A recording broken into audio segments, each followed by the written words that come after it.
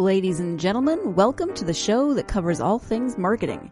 The GSMC Marketing News Podcast gives you the latest marketing news, from what major businesses have planned for the coming year to the newest trends in advertising, from podcasts, digital and streaming, to the old standbys of radio, television, and billboards. Whether you're a marketing agent or a business trying to expand your brand, you've come to the right place. The GSMC Marketing News Podcast starts now. Hello everyone and welcome to the GSMC Marketing Podcast, brought to you by the GSMC Podcast Network.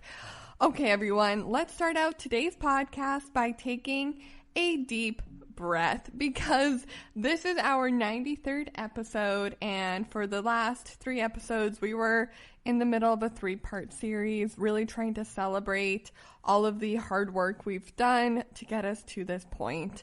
And for those of you valued listeners who stuck with me through part 1 to part 3, thank you. That was a celebration, and I was just so extremely excited and thrilled to be a part of the network that I really wanted to show it, and I wanted to show you guys my appreciation for you and for the work we have done together. So going forward, I promise to bring you new and amazing content every single week. And if you want to stay connected to the amazing content we are starting here, then please subscribe, rate, and review this podcast. Honestly, it just helps us.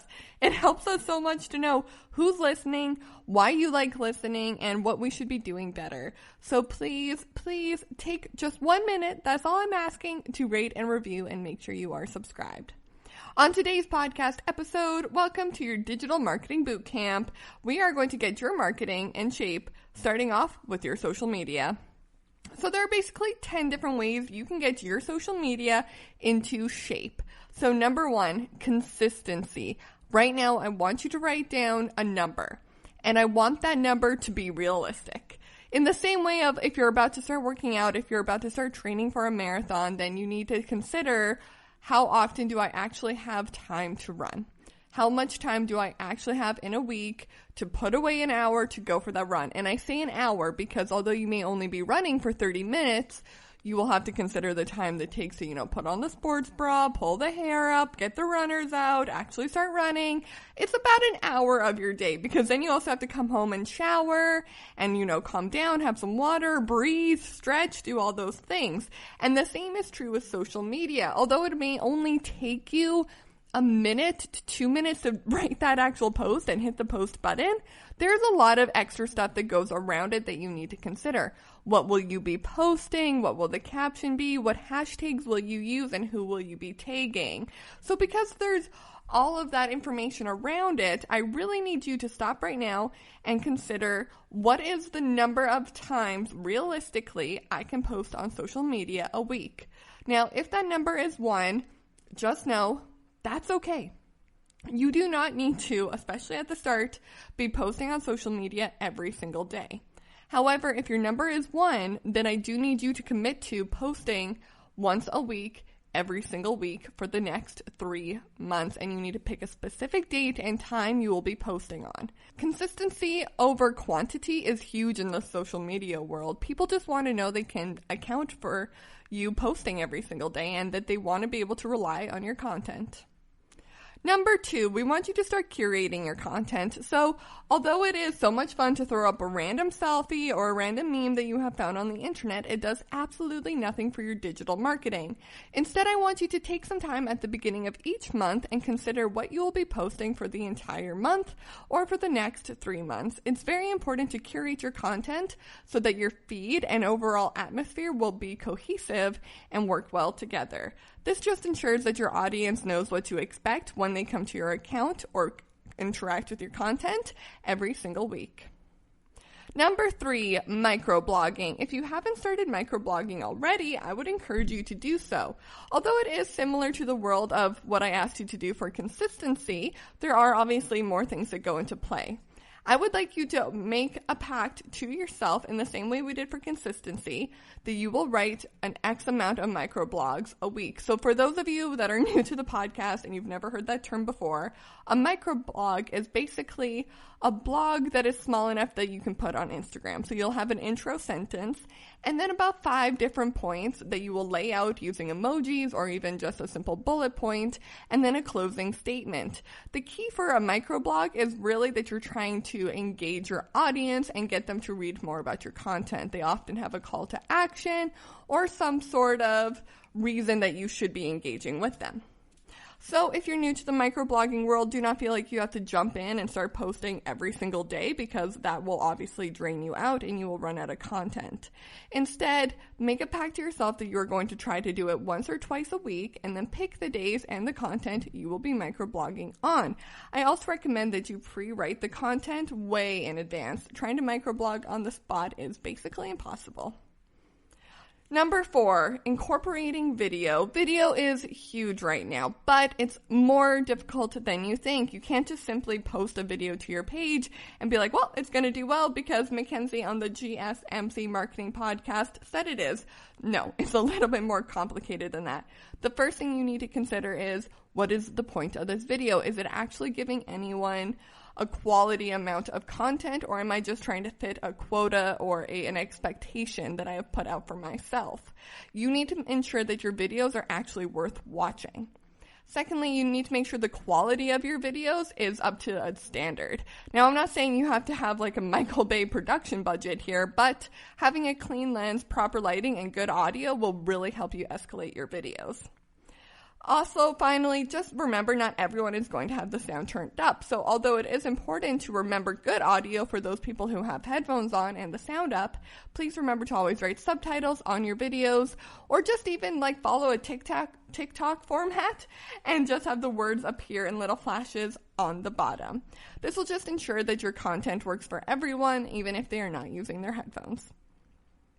Number 5, Instagram TV. Instagram TV is an interesting tool on Instagram and on social media because at first it really wasn't that popular. But Instagram was, patient, and they waited because they knew that eventually people would start using it. And now some of the biggest influencers in the world put up weekly Instagram TV videos to engage with their audience. It is a great way to beat the Instagram algorithm because you are then able to get someone to engage on your profile for a little bit longer. However, it is same with incorporating videos. You need to ensure that you are actually producing content on there that people will find engaging. So take some time and consider what you would like your Instagram TV content to be and how it will be different from your actual Instagram feed. Number 6, influencers. Although we'd all like to consider ourselves to be influencers, let's be honest, some people just do it better. And I'm not saying eventually you won't get to their level or anything like that. However, you do need to consider that people have been doing social media as their job for years. So working with them in a networking sense may not be such a bad idea. It is also a great way to get more exposure and meet new audiences. Guest posting. This is a great way to connect with influencers or other people in your community, allowing your account to be handed over to someone else and they will post for you for a day and you perhaps will do the same on their account. The only thing I suggest with this is please just ensure that you are checking the post before they actually post them. It is a very tricky little business to have someone just totally have all your passwords and then you just give them full reins. Although we do want to trust the people we are in business with, it is important just to always check out what they will be posting beforehand. I also do recommend changing your password before you give it to them, so you give them the new password and after. This just ensures they can't get into other accounts if anything was ever to go awry. Number 8, giveaways. Giveaways and number 9, contests are just such a fun way to interact with your audience and show that your brand is fun and willing to engage. And finally, number 10, if you haven't been already, I would love to know why. Why aren't you using your Instagram stories on a daily basis? Although it may seem like a very simple thing to do, and in your mind you're probably like, oh, I use Instagram stories all the time. I want you to check on one of the last times you actually did, because chances are it wasn't as often as you think. Whatever you are posting on your feed, I want you to double it for your Instagram stories. Meaning, if you post on your feed twice a week, I want you to post on your story 4 times a week. And 2 of those posts on your stories will be talking about the post on your feed, whereas the other 2 will just be live updates. Also, ensure that you are incorporating all the features that come along with stories, such as GIFs, geotagging, hashtags, and mentioning people. Honestly, there's just some really, really great ways to make your Instagram stories look more professional. And if you'd like to know more, perhaps we could do a whole podcast episode on Instagram stories and how to make them look really nice and how to make them stylish. Or just go over to YouTube or TikTok. I'm sure you'll find lots of ideas on there as well. Okay, everyone, we're going to go ahead and take a short break from the podcast, but when we come back, we will be getting your website into shape. So stay tuned for more of the GSMC Marketing Podcast, brought to you by the GSMC Podcast Network. I'm your host, Mackenzie Jakewish, and I'll be right back.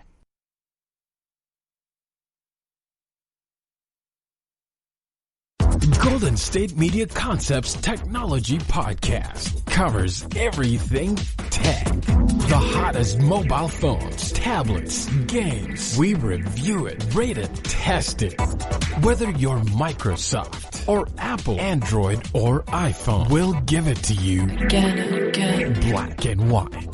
The Golden State Media Concepts Technology Podcast.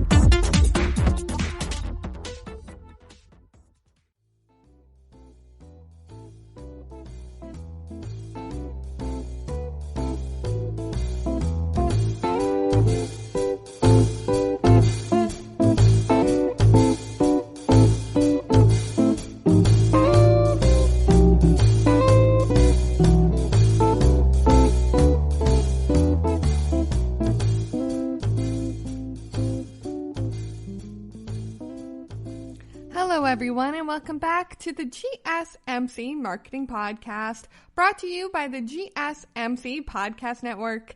I'm your host, Mackenzie Jakewish, and on today's episode, we are whipping your marketing into shape with this digital marketing bootcamp. I loved this idea, so a little bit of background history on where this idea came from. We are now on our 93rd episode, and we just finished a 3-part series where we talked about all of the lessons we learned over 90 episodes. And as a host, I got to reflect on everything we had talked about. And as an audience member, you guys got to reflect on the ideas we had shared and the marketing campaigns and motivation ideas and ways we had pushed ourselves over 90 episodes. And although not all of you have been here for every single 90 episodes, or maybe you have come and gone, whatever it may be, I don't care. I love all of you. This podcast is so much fun. I love getting to record it every single week, and I hope you do too. But that doesn't mean we can't do better, which is what this idea really, truly is about. I want us to be able to push ourselves and, hey, quarantine was maybe a time to do some snacks, maybe some time to do some drinking. So why not, take a look at ourselves and say, hey, maybe it is time to get whipped back into shape. So that is what today's episode is about. Whipping your marketing into shape. So before the break, we talked about your social media and the 10 different ways you can get those social media platforms back into shape and getting your feed looking great, your stories looking hot, and some excellent engagement across all of your platforms. Now that we are back, let's talk about your website. Now, if part 1 of this podcast was your eating habits, I think everyone would probably be like, all right, I can change those. I understand where I need to stop snacking and start eating better, and I will immediately feel great and be energized. And yeah, eating green food isn't the best, but there are tons of ways to make it taste good or good enough to eat. And so that's really what whipping your social media is. You're aware you can do it. It's going to take a little bit of extra work, but you're going to be able to pull it off. However, now we're on your website. And your website's the exercise. I'm not going to lie to you. The website's the hard part to get into shape because there are just so many different components that go into it. And it's going to be hard work, and you're going to have to sweat, and you're going to have to push yourself in a different way than you are pushing yourself with your social media. So number 1, your customer journey. Your customer journey is something that you should be monitoring every single time you add something new to your website. You need to know what your customer journey is from start to finish. And if you don't know, what I would love for you guys to do right now is pause the podcast, or hey, listen to me in the background, I'll keep talking, and then go onto your website and check your customer journey. And I want you to write down the parts that you like versus the parts that you don't like. If there's anything broken, if there's anything fantastic about it, if there's anything not so fantastic about it. All the information you can get written out in front of you is so important. This way you can move forward in improving your customer journey. Because remember, if any part of it is broken, someone can just give up and then leave your website. It's totally possible for them to do it. In no way are they hooked in enough that they can't just leave. Number 2, content. Although your social media pages are definitely a huge platform for you to post content on, as is your website. In fact, that is usually the original home of all your content that you then promote out through social media. So I really want you to take a look at what type of content you are posting on your website. If all you have right now is product shots, sales, promotions, and like BOGO offers and giveaways, that's not enough. You need to have some blogs and some videos on there as well, just to really show off what your company is about. Because although, yes, people care about what your product actually is, please don't neglect that. And what your prices are, again, please don't neglect that. They also want to see a real person behind it all. They really want to be entertained and be able to interact with you in a different way. So by posting blogs and videos, or even vlogs with a V, you can do that and achieve those results. And honestly, it's a great way to create some content marketing and then have a home for it all to stay. Number 3, testimonials. I talk a lot about testimonials on this podcast because I truly, truly believe that they are a great way to engage with your audience and also lift the veil up to show what your company is really about. So if you have a good neighbor, a good friend, or a good audience member who has loved your content for years, get them to record a 10-minute testimonial for you. If they are unsure of what to say, how to say it, or what type of things they should talk about, type out a 10-question summary of the things you would like them to talk about. Their name, their age, how long they've been buying from you, why they buy from you, their favorite product, their least favorite product, if they go to any of your competitors. Although you may not use every single question, and there may be a few that you're like, oh, I'm definitely cutting that out, at least this will give you a lot of content to work with, rather than just asking them one question of, hey, why do you like my product? And they'll write back, oh, I like it because it's great. That's not going to help you. You want some real content and some real recommendations. So the more you get them talking, the more they'll talk. So write out 10 questions, even if some of them seem silly or fluffy, or you know for sure you won't be posting. It doesn't matter. It'll get them talking. Number 4, a strong bio. Just like people want to know who your company is and where you've been, they want to know you and where you have been and why you started your company. So having a good bio for yourself is equally as important as knowing what your product is and knowing what your brand is. So make sure you have an About Us page on your website that clearly describes who you are and why you started your company. Number 5, a team bio. So yes, it's important for you to have your bio. It was above team bio on this list, you'll note. But a team bio is just as important because although you are the leader, you're the captain of the ship, you still have a lot of people running this ship for you that you know you couldn't do this without them, and they deserve their day in the sun as well, especially considering when a customer comes onto your site or interacts with your business at all, they may not be interacting with you, they will probably be interacting with a teammate, which is why it is very important to have a team bio on your website. This just shows that you are a community rather than some big overlord employer who is just doling out minimum wage. You are a community that is built on friendship and happiness. I don't know if that's true, but you get what I'm saying. A team bio can really show the connection you have with your employees and also allow your customers to get to know the entire team as a whole.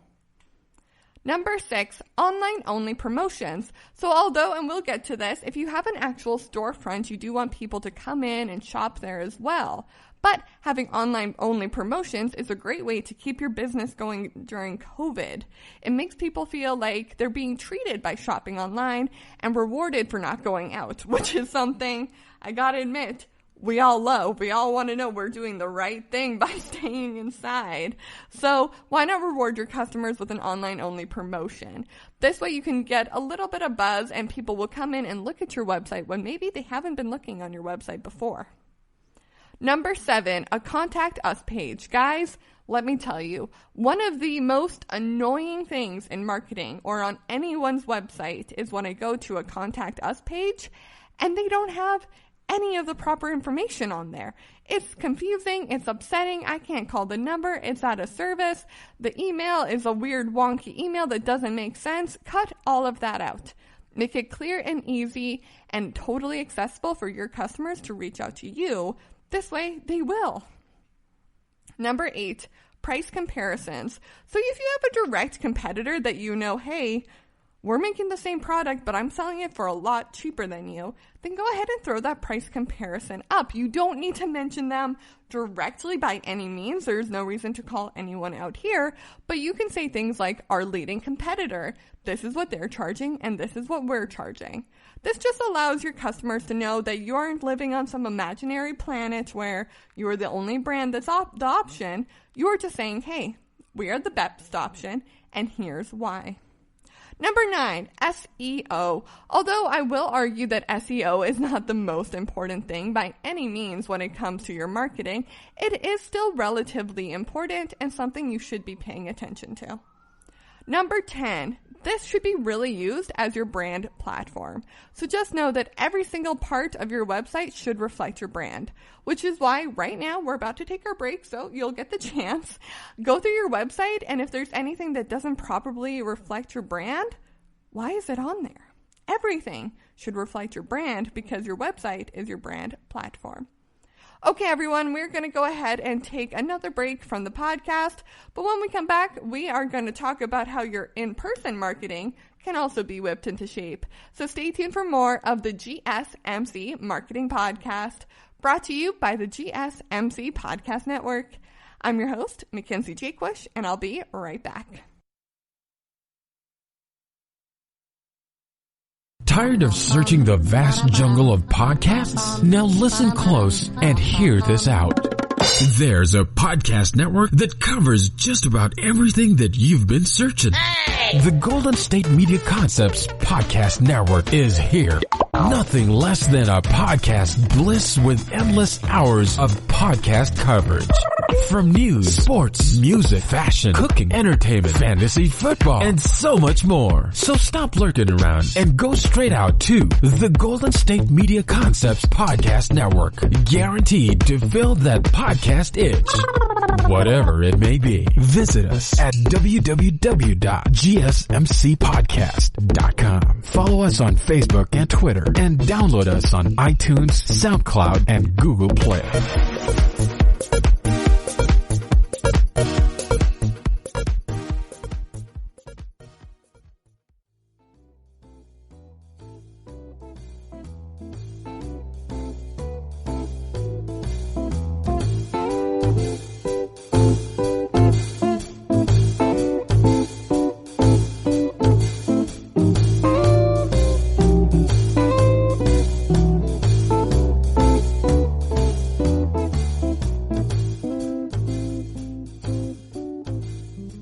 Everyone, and welcome to the GSMC Marketing Podcast, brought to you by the GSMC Podcast Network. I'm your host, Mackenzie Jakewish, and on today's episode of the podcast, we have been getting your marketing into shape with our digital marketing bootcamp. So we have talked about how you can get your social media in shape with these 10 easy steps. We talked about how you really have to work on your consistency, curating your content, microblogging, incorporating quality video, Instagram TV, influencers, guest posting, giveaways, contests, and your Instagram stories. We then talked about how we can get your website into shape with your customer journey, content, meaning videos and blogs, testimonials, bios, team bios, online-only promotions, the Contact Us page, price comparisons, and some SEO with a brand platform. So now that we have talked about your social media, which I compared to as your diet, and your website that I compared to as your exercise, you are probably wondering, hey, Mackenzie, what's next? Like, I feel like I'm in pretty good shape. I feel like our marketing is in pretty good shape. What are we going to be doing next? And I'll tell you what we're going to be doing next. We need to fix your mental attitude towards exercise, or at least that's on all of the diet things I read about boot camps. But our marketing equivalent is going to be your in-person marketing, because we can do all this work on your digital marketing and we can get people excited and pumped and interested in your brand and in your product. But then when they go to your store or they meet you, you need to still hold things up. You still need to hold the show up and let people know that there is still stuff here for them to experience and to be offered.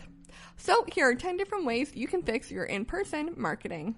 Number 1, events. Once things open back up, of course, I want you to start focusing on events. We actually did a whole episode on event marketing, and honestly, it is a great way to meet new customers, interact with your current customers, and show off your brand. So if you haven't started planning an event yet for when COVID-19 ends, I would start planning it now. It'll be a great way to celebrate your store reopening and a great way to connect with your customers who stayed connected with you during this awful pandemic.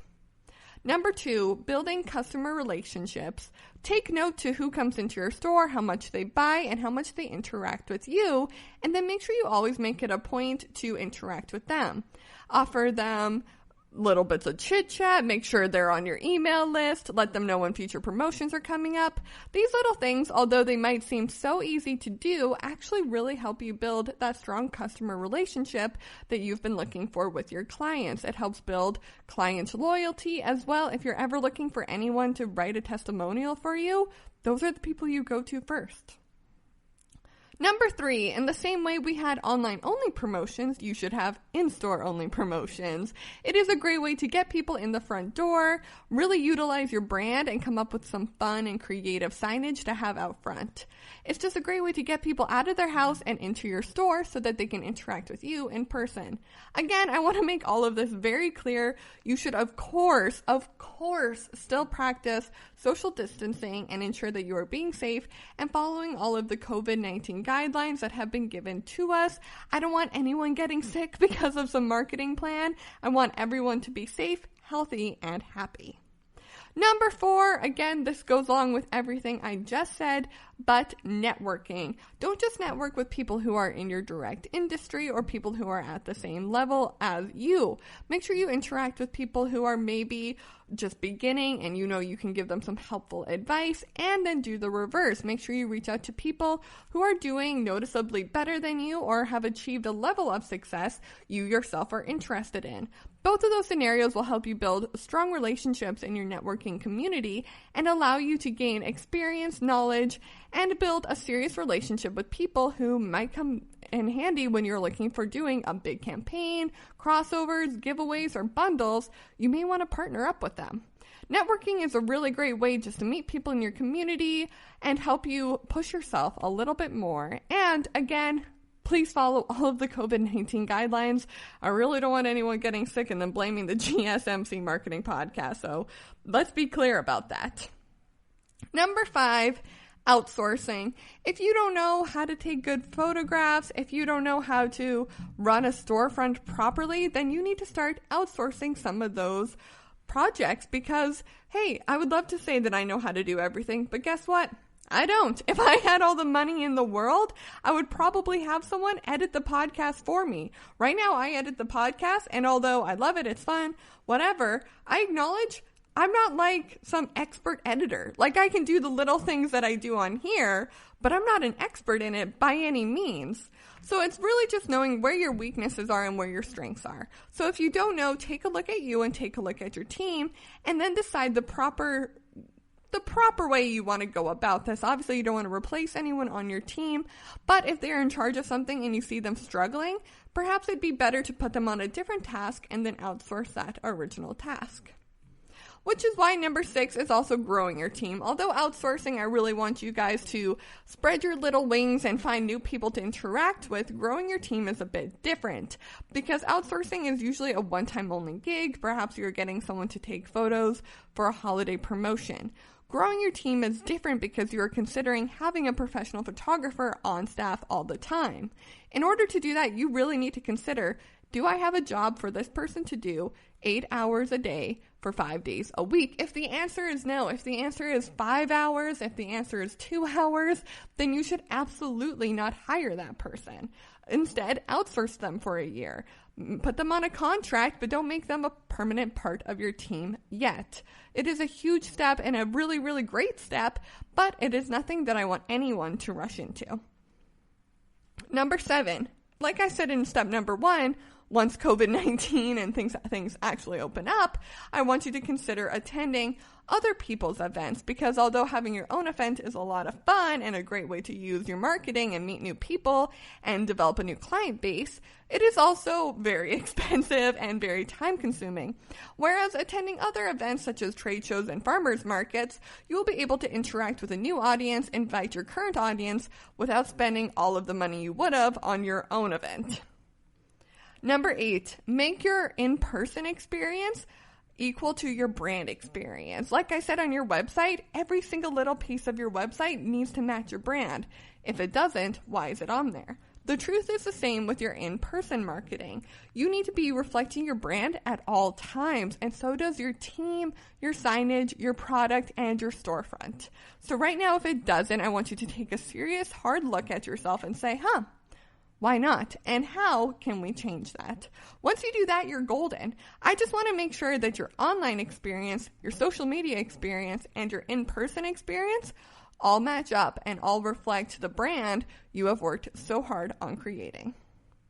Number 9, have merch. I love merch. Merch is honestly, it's one of the best ways to use marketing. I won't lie. It is a great way to have your logo on something, give it to someone, they take it home, and then you are forever in their home. We talked about this on an episode months ago, but Frozen really did cover the market on merch. Everyone in their home right now has a piece of Frozen merch, and you may not have even have seen the film. Merch can be a very cheap and easy thing to make, and you will really, really see the results of that in-person marketing.